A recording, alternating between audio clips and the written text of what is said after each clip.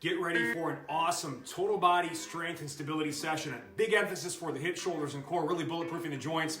Don't equate a good workout with how much you sweat, because sometimes the best workouts may not make you as sweaty, but really fill in the gaps in your training and provide the stability and the foundation to build upon. I think you'll still be challenged with this workout, especially towards the end when we fire it up a little bit. So we're going to do a series of stages of what's called the Turkish Getup, an amazing full body movement. I'm going to break it down for you. Best way to learn it and teach it, 5 movements. You do all 5 movements on each side before going to the next movement in this exact order, built-in warm-up as always. So we're going to start on the ground like this. You want to start with a 10 to 25 pound dumbbell. You could do these with kettlebells, but the dumbbells are going to allow you to switch arms quicker, and I just think they're better from the standpoint of you can go up in like 2.5 to 5 pound increments on this, so it's a little more progressive, and I think it's the best way to learn this movement. So you're going to start on the ground. If the right arm is holding, the right leg is bent at 90 degrees, the elbows tied to the side. You're going to press it out.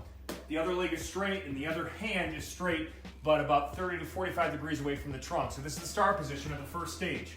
So I'm gonna really focus on, see this? That's not what we want. You gotta let that shoulder, let the weight centrate that humeral head and the socket, and just let it sink back to the floor. That's the big focus here. Now, I'm gonna be going to the side. The first stage, all I do is go, keeping that arm straight the whole time, eyes on the bell. I'm gonna move to my forearm, and then press through my hand. And that's it. I'm going to spend that whole set just working this pattern slow, smooth, and supple. The 3 S's. Make it a 4. Sexy too. All right? Smooth, just like that. Okay? The second stage, I start where I finished the first stage. I'm going to bridge up and push through that right heel. Eyes at the bell. Bridge. Leg comes underneath. Sweep it through and finish at the bottom of an overhead reverse lunge. I then come back, come through, sink, and I keep repeating that pattern. Slow, smooth. Final stage, you guessed it, is just the overhead reverse lunge. If you get really challenged with this, you can bring the bell to shoulder level as needed, but ideally, you want to keep it locked out. Pull the ribs, shoulders down if it helps. Even have the hands here and just feel tension in the abdominals as we do this so we don't hyperextend the back. With that bicep alongside the ear, control it, and then keep rocking that pattern. That's the third stage. Again, you're going to be switching arms.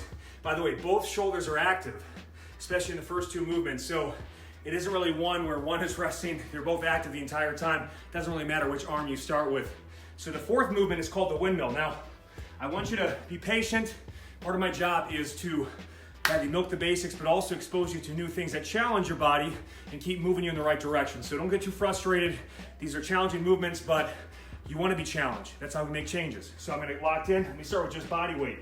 With the windmill, so whatever side is holding, that foot is straight, the other and the leg is straight.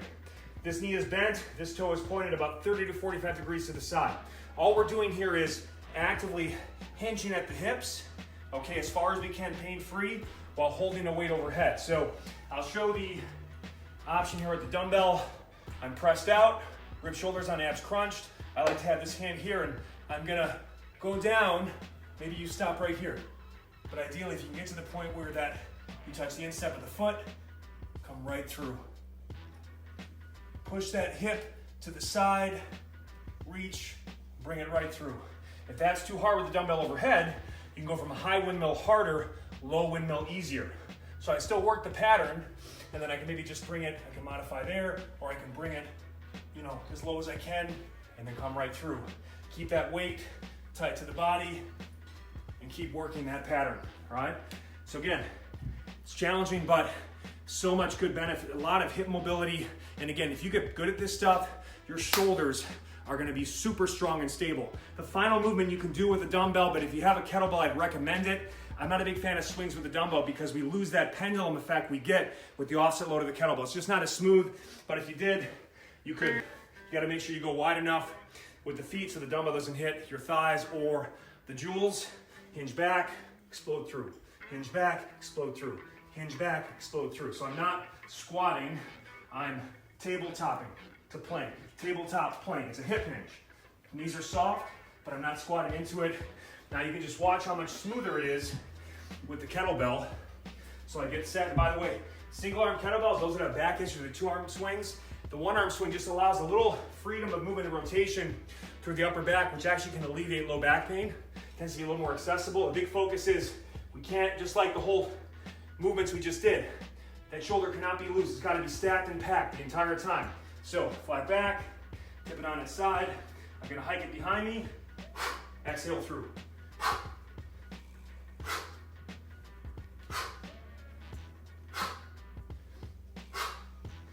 All right, and that will be the left and right. Nice little, kind of more metabolic.